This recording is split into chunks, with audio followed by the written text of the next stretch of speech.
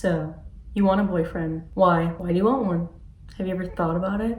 Have you ever sat and thought to yourself, why do I want a boyfriend? I'm gonna help you. In this video, we're gonna unravel the truth. First things first, let's analyze why you think you want a boyfriend. There's plenty of possibilities here. And let's analyze them. Are you bored?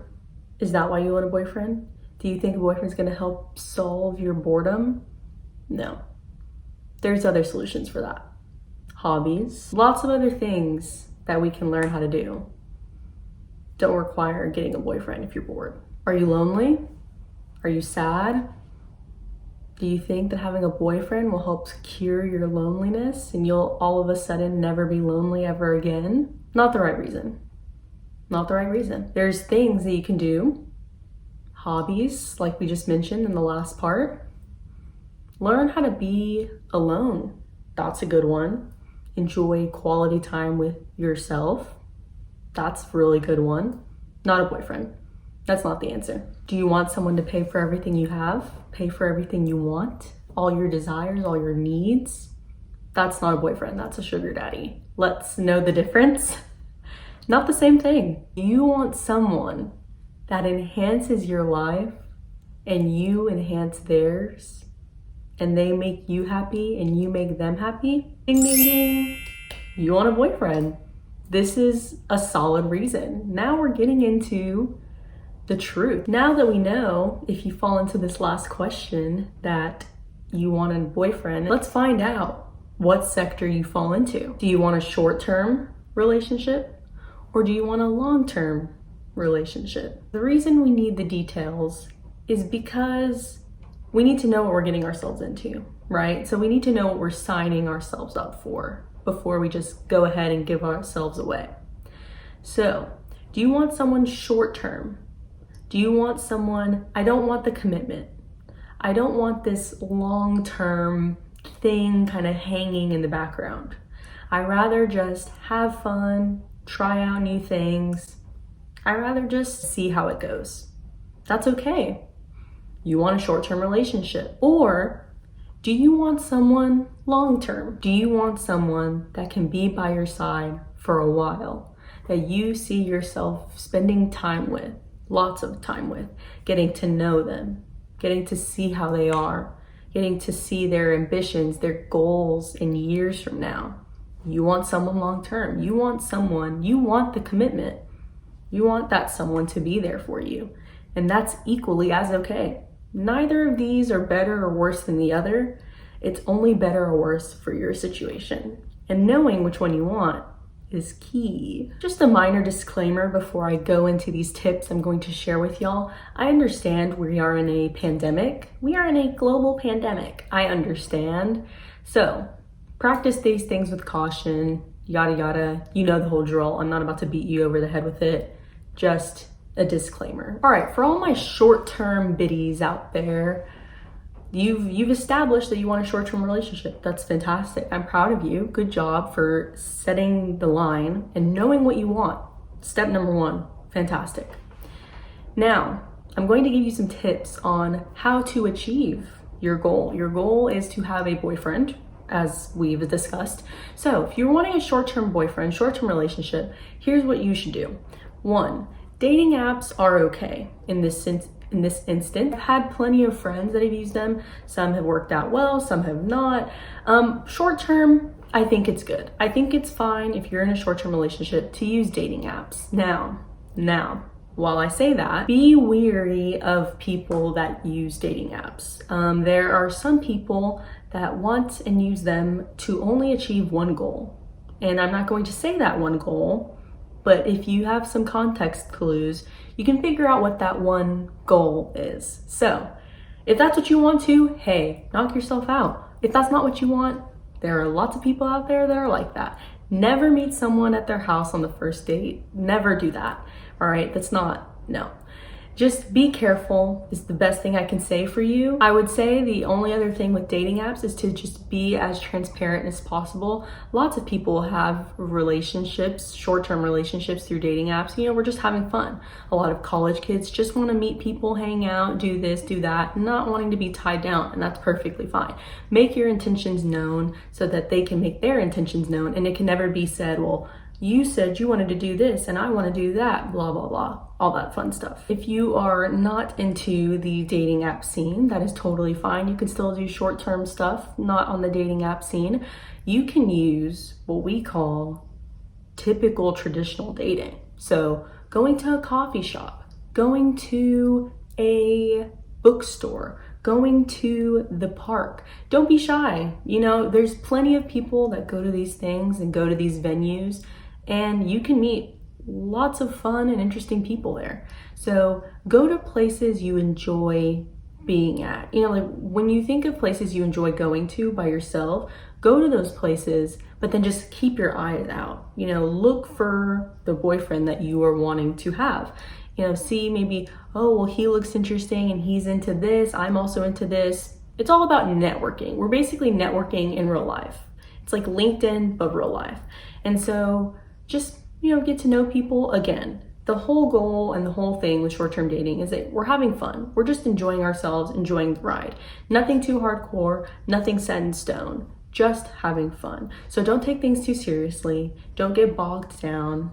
That's all you need to do, and you're on your way to achieving that boyfriend. All right, for all my long-term queens out there, I must say, no dating apps. I beg of you, please, no dating apps. And I understand you're gonna tell me, Angela, lots of people meet their future spouses on dating apps. Yes, I understand some people do. How often does that happen? Really, how often do you think that happens? I actually, so you don't have to look it up yourself, I did some research for y'all. I did some research and I looked into long-term relationships that come out of dating apps in America. So here's the stats. Here's the hard cold stats. 30% of all Americans say they have used a dating app.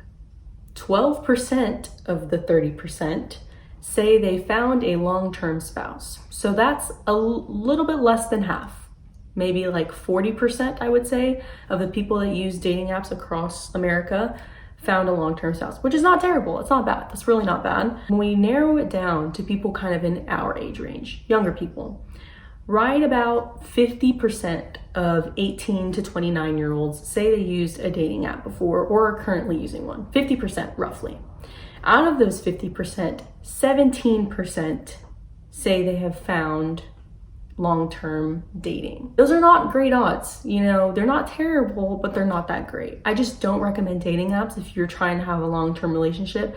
I just think there's so many better alternatives and so many other ways you could meet a long-term partner is what I'm trying to say. Now that that's out of the way, I will suggest that we make face-to-face connections. Those are so important. It's very important that I sit with someone or you sit with someone and just gauge them. Ask them deep questions. Ask them things you've always wanted to know about someone. You're wanting this to be long-term, so you gotta know everything about them, every little nook and cranny, everything that sets them off, everything they're passionate about. Get to know them. I mean, you really want to know this person so well because you want this thing to be long-term. You want a long-term boyfriend. As for places to meet these people, very similar to the short-term one minus the dating apps, coffee shops, libraries, volunteering, church if you're religious.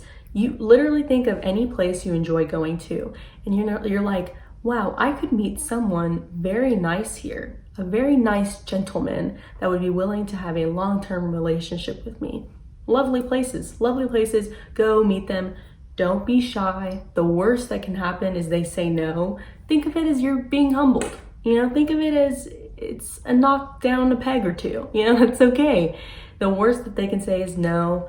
Maybe you make a friend out of it instead of a boyfriend. You can always try. Don't be shy. It's all good and it'll all work out. One thing I'll suggest if you go to like coffee shops or stuff, start with eye contact. Eye contact is very meaningful. People kind of sleep on that. I mean, subtle glances even, like just looking at someone subtly. Very nice, very much suggested. And that's my tips for y'all. All right, my short-term girlies, you have a boyfriend now. Congratulations. Good job. This is a great journey. Enjoy the ride. Remember, this is not too serious. This is nothing too insane. Don't ever feel bogged down. You're just having fun. This is an adventure. Enjoy the adventure. Get to know that person. Let them see the fun side of you. You do the same for them. Do exciting, fun new things that you normally wouldn't think about doing. Again, just enjoy the ride and see where it takes you. Just have fun. For all my long-term girlies, you have a boyfriend now. Congratulations, this is so exciting. Similar to how I said for short term, this is all about having fun and getting to know someone. Learn as much about them as you possibly can. Like I said earlier, you really want to know who they are from deep within into the way they speak and conduct themselves. Enjoy their presence, see what excites them, see what makes them passionate, what they're ambitious about. That can really tell you a lot about a person. And if you want this person to be long-term, this relationship to be long-term, you should know those things. Make it a point to meet the people that they love and adore. Their friends, their family members, parents, anything. If it's accessible to you, try your best to meet those people and allow them to meet those people in your life as well, because you can kind of gauge the people you surround yourself with influence who you are as a person. So if you can see how the people that they love are, you can see how they are as a person. Very good key things to keep in mind. Like I said with the short term, enjoy the journey. It's all a journey. Enjoy the ride. See where it takes you. See how things work out and just have fun. Some last finishing touches, last final tips, regardless of what you decide to do, whether it's get a boyfriend, not get a boyfriend, make it short term, make it long term. Don't feel overwhelmed. This is not an overwhelming process. Things come naturally. It happens naturally, I promise. The best times that you have with the best people always come naturally. Always communicate. Communication is key. Communication is I can't stress it enough. It's so important. Use it in all of your relationships, really, not just a significant other, but really, especially with a relationship, just always communicate, make your decisions known, make your feelings known. Encourage them to do the same with you. Last thing I'll say, life is fun and so are relationships. This is all just supposed to be an enjoyable time for you and the person you're spending your time with. So don't overthink it and just enjoy the ride. I said that like 5 times. Really just have fun. Thank y'all for listening. I hope you enjoyed. I hope you are booed up for Valentine's Day. Enjoy y'all's weekend and I will see y'all next week with another video.